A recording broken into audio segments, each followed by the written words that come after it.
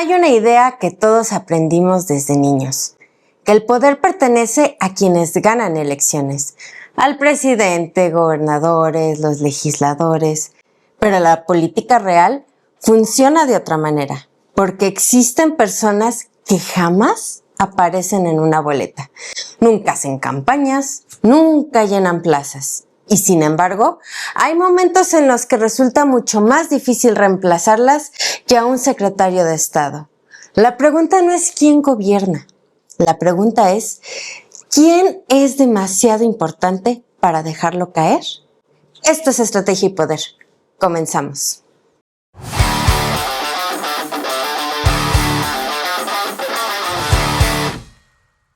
Durante años, nos enseñaron a mirar el poder hacia arriba, hacia los presidentes, los gobernadores, líderes parlamentarios, las figuras que aparecen todos los días en los medios.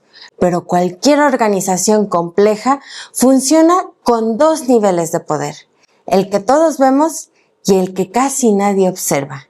El primero da discursos, anuncia decisiones, firma decretos. El segundo, conecta instituciones, resuelve crisis, conserva información estratégica y mantiene funcionando la maquinaria incluso cuando cambian los gobiernos. Ese poder rara vez aparece en las fotografías, pero muchas veces en el más difícil de sustituir, porque el verdadero poder no siempre consiste en mandar. Muchas veces consiste en saber cómo funciona todo. Y ese conocimiento no se improvisa. Existe una vieja regla en la política. Cuando un funcionario se convierte en un problema, se cambia, se sustituye, se sacrifica. Así funciona el poder, o al menos así debería de funcionar. Pero hay ocasiones en las que esa regla deja de aplicarse.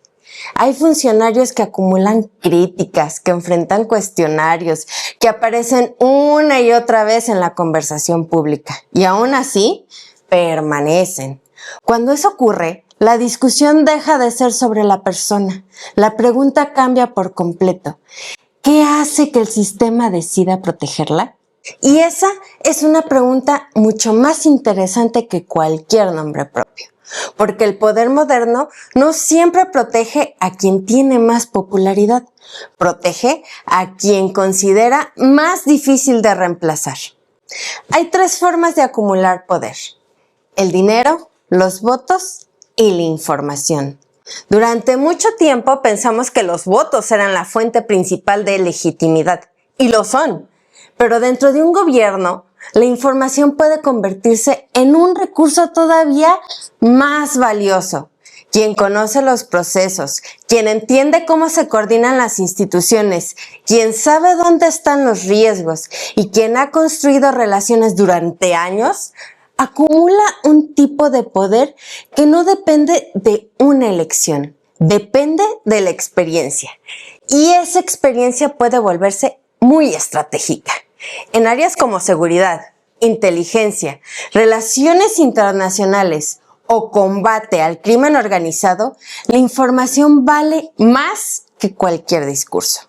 Porque quien controla la información también controla los tiempos, las decisiones, las respuestas y muchas veces las crisis.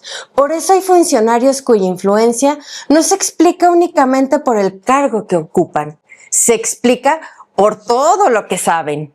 En los últimos días, el nombre de Moya ha vuelto a ocupar espacio en la conversación pública.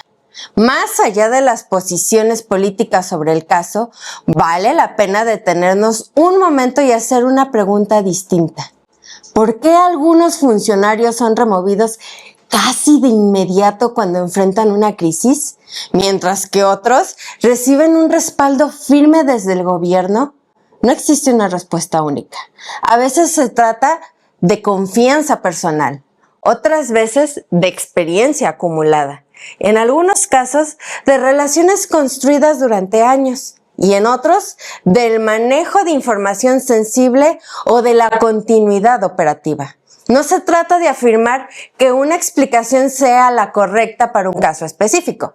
Se trata de entender que en cualquier estructura de poder existen perfiles cuya permanencia responde a cálculos mucho más complejos que la opinión pública. Y eso ocurre en México, pero también ocurre prácticamente en todos los gobiernos del mundo. Toda decisión política tiene un costo. Nombrar a alguien tiene un costo. Removerlo también, pero protegerlo públicamente puede tener uno todavía mayor. Porque cuando un gobierno decide respaldar a un colaborador en medio de una controversia, está enviando un mensaje, no necesariamente sobre su inocencia, sino sobre sus prioridades. Está diciendo que, desde su perspectiva, el costo de perder a esa persona es mayor que el costo político de defenderla.